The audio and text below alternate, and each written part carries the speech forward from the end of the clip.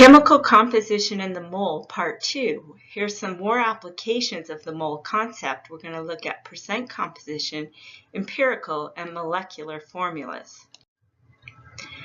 Percent composition is the percentage by mass of each element in a compound. So percent is always equal to this equation. Percent is the part divided by the whole times 100. So in this case, for percent composition, our part will be whatever element we're considering, and the whole is the whole molecule. So to apply this to an example, let's look at this molecule here, KMnO4. What percent potassium, what percent manganese, what percent oxygen?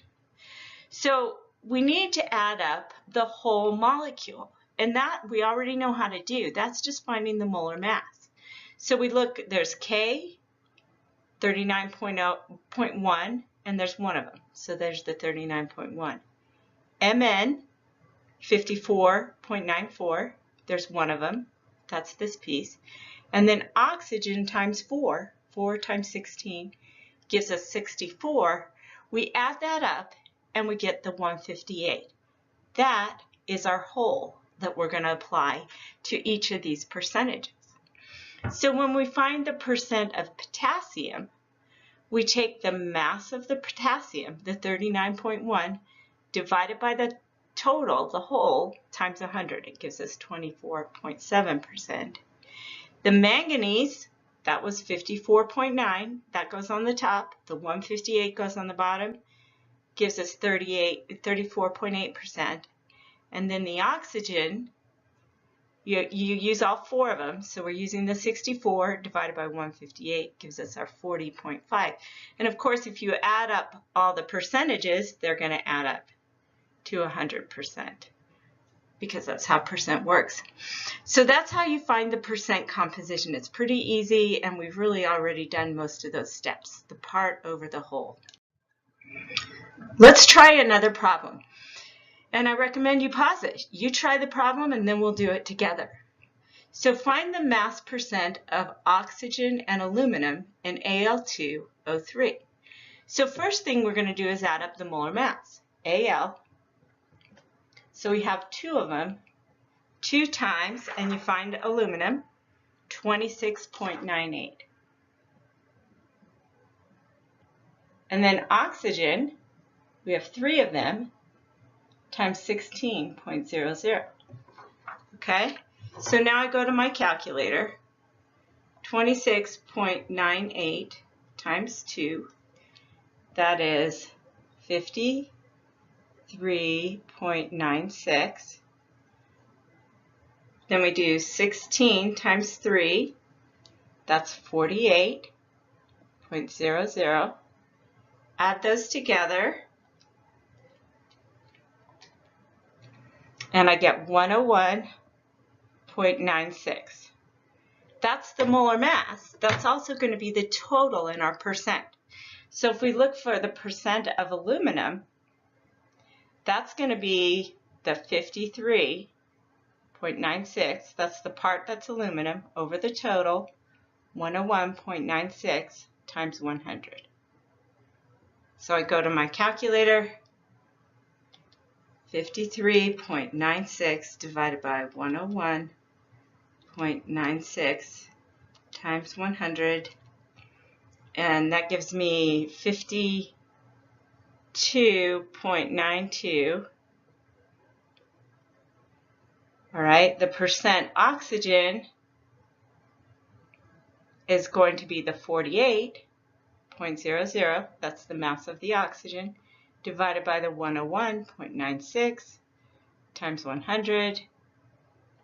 Okay, so 48 divided by 101.96 times 100 gives me 47.08. And of course, these are both percent on that one. And of course, they add to 100 as they should. How many significant figures? This just comes from the formula. So We have 4 significant figures on our periodic table, so I went with 4 significant figures on the percent as well.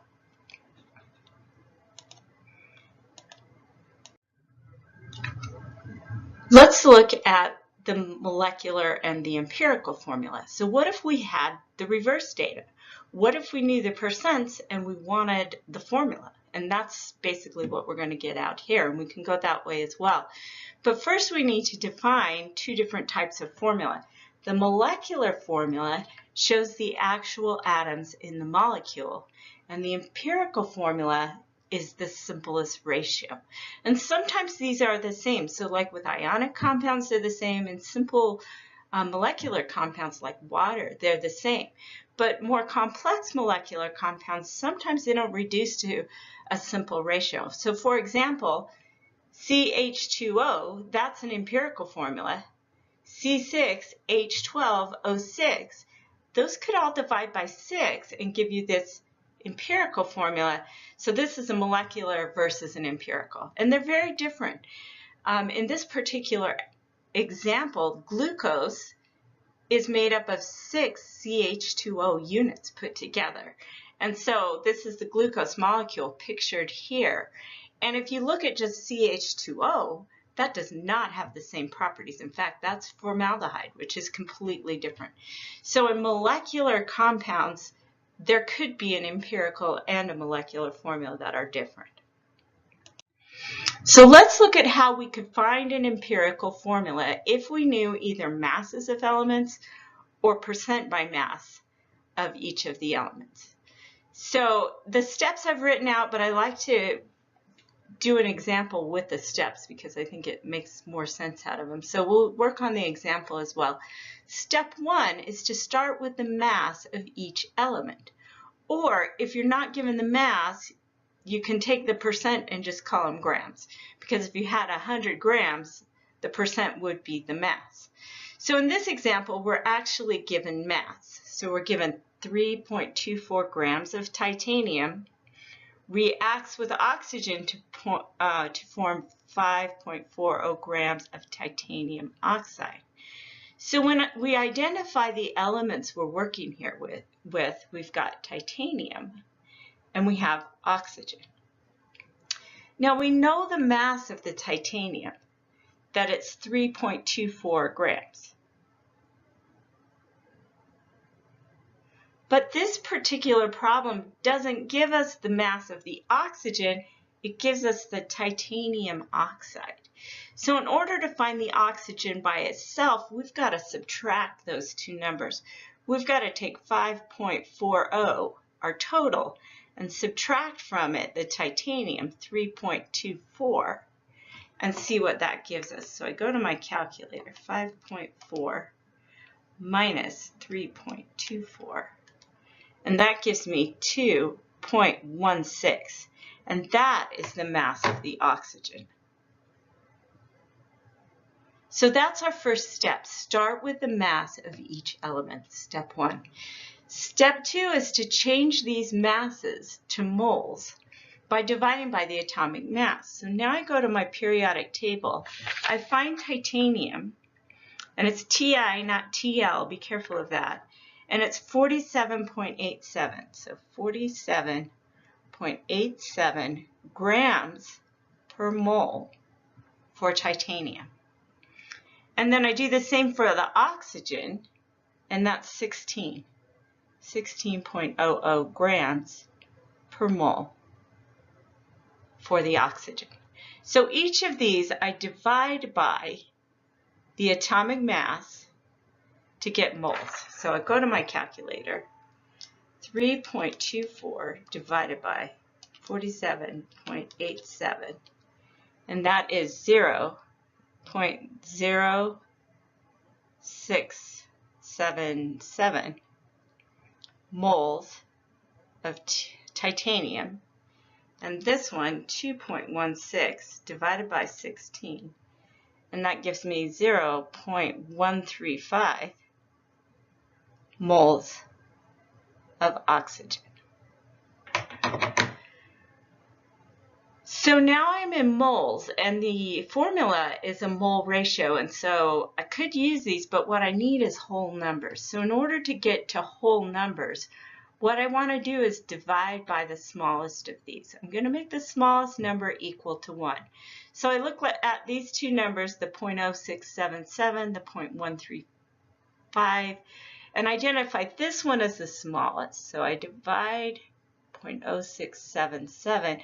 Well, that's going to make this equal to 1. I divide this one, 0.135. Oh, sorry, I'm going to divide it by 0.0677. We divide them both by the smallest. So, and that gives me 1.99. Okay, well, that's looking an awful lot like 2. We need whole numbers for this. So now in step 4, what we're going to do is round to a whole number. Now, the exception to that is if you get a 0.5, a 1.5, a 2.5, etc., indicates that you are halfway between numbers. And so if you get one of those, multiply everything by 2. But if it's close to a whole number, just round it to a whole number. And now I can make my formula because these are the subscripts in my formula. So my formula is TI with a 1, which we don't write, O2. And that is the formula. So that's how you find the empirical formula.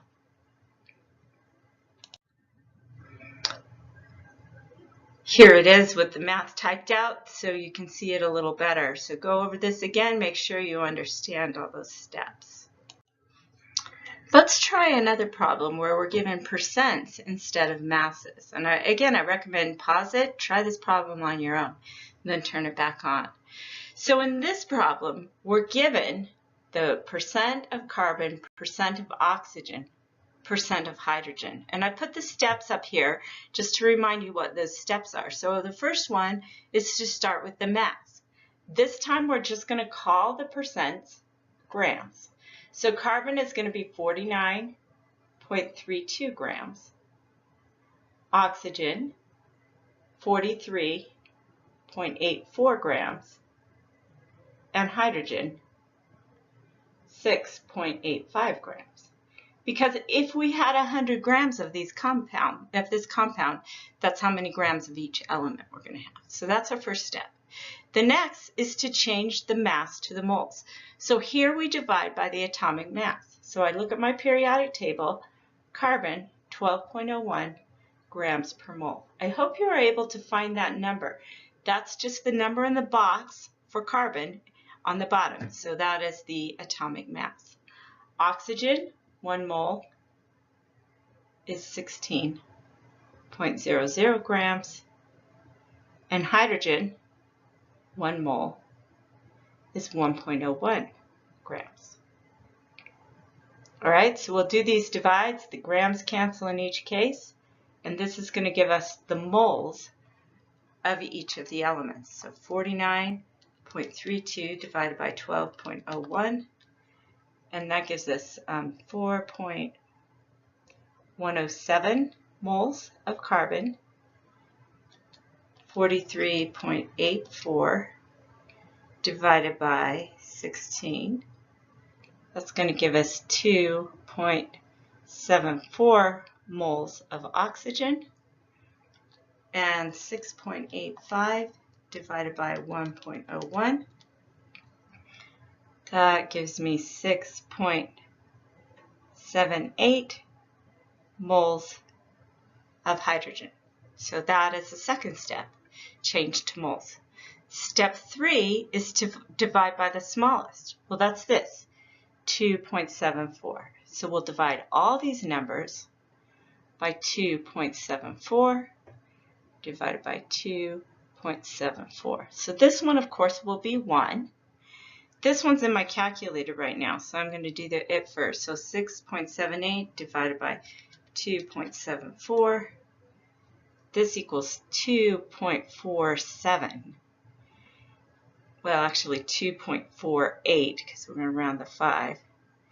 2.48, and then 4.107 divided by 2.74, and that's going to give me 1.50. All right, so now when I go to round to whole numbers, I don't want to round these 0.5s to a whole number, because what do I round it to? The higher or the lower? It's right in the middle. So what I'll do here is multiply everything by 2, because when you multiply a 0.5 times a 2, we're going to get a whole number. So 1.5 times 2, that gives us 3. 1 times 2 gives us 2, and 2.48 times 2, well, it's not going to be exactly 5. That gives me 4.96, but now I feel okay rounding that to 5, okay, because it's very close to 5. And so now these are the whole numbers that I can use to make a formula. So to make my formula, it's carbon 3, oxygen 2, hydrogen 5. Just putting those numbers into the formula. And that is my empirical formula. So here it is all typed out. It's a little easier to see what we did. If you want to find the molecular formula, not just the empirical formula, you need one more piece of information, and that is the molar mass. So we have to start with the empirical formula and the molar mass, and from that we can find the molecular formula. So let me show you how to do that using this example. It says find the molecular formula if the molar mass is 180, so we know the molar mass, and the empirical formula CH2O. Okay, so those are the two things we need to know. So the first step we're going to do is find the empirical formula for find the molar mass for the empirical formula. So I'm going to add up carbon 12.01, hydrogen 1.01 times 2, and oxygen 16.00. I add those up, so I have 1.01 times 2 plus 12.01 plus 16. That adds up to 30.03 grams per mole, and that is my empirical molar mass. All right? So that's not my actual molar mass. My actual molar mass was given. So step 3 now is to divide my actual molar mass by my empirical molar mass to find a whole number. So my actual molar mass, 180, divided by my empirical, 30.03, well, that gives me, doing it on my calculator, 5.99. And of course, to round that to a whole number is 6. And what that's telling me is my actual formula is 6 times bigger than my empirical formula. So what I'm going to do is take this 6 and I'm going to multiply all my subscripts by 6. So I'm going to take my CH2O, multiply by 6, and that becomes, well, not the arrow, it becomes C6H12O6. So multiply all the subscripts by this number that you get, and that is your molecular formula.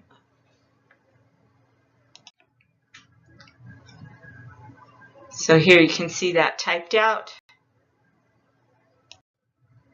Let's try one more example. Again, I put the steps up there so you can see them. Pause it, give it a try, and then see how you do. So in this problem, the empirical formula is C3H5O2. The molecular mass of the actual molecule, so here's our two pieces of information. The empirical formula and our molar mass. So the first thing we do is find our empirical formula of C3, so carbon 12.01 times 3, it's 36.03. Hydrogen 1.01 times 5, that's 5.05. Oxygen, 16.00 times 2, that's 32. Okay, we add those all together, 36.03 plus 5.05 plus 32, and that gives us 73.08 grams per mole, and that is our empirical molar mass. So now we take our actual molar mass, 146, divided by our empirical, 73.08, and see what that ratio is. And I get 2. All right, so 2 is what I multiply all my subscripts by.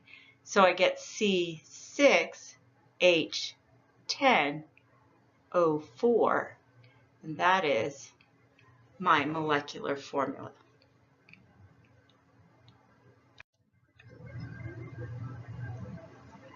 So here you see it typed up, in case you couldn't read my writing. And here's a whole bunch of practice problems. Pause the presentation and try these problems. See if you can do them. And here's the answers to check your work. And here's kind of a fun problem talking about how big is a mole. How much is a mole of M&Ms? So imagine you had a mole of M&M candies and they were spread over the entire continental U.S. How many kilometers or miles deep would it be? So interesting question. I give you some bullet points on how to approach this problem. So you can try this just for fun if you want to, and check the actual PowerPoint for more information. Essential skills. What do you need to know? Convert between grams, moles, and numbers. This is so important. We're going to be doing this all the time in this class, so please know how to do that. Determine mass percent of each element in a chemical formula. Distinguish between empirical and molecular formulas. Calculate empirical formulas from either mass or mass percent data. And calculate a molecular formula from empirical formula and the molar mass.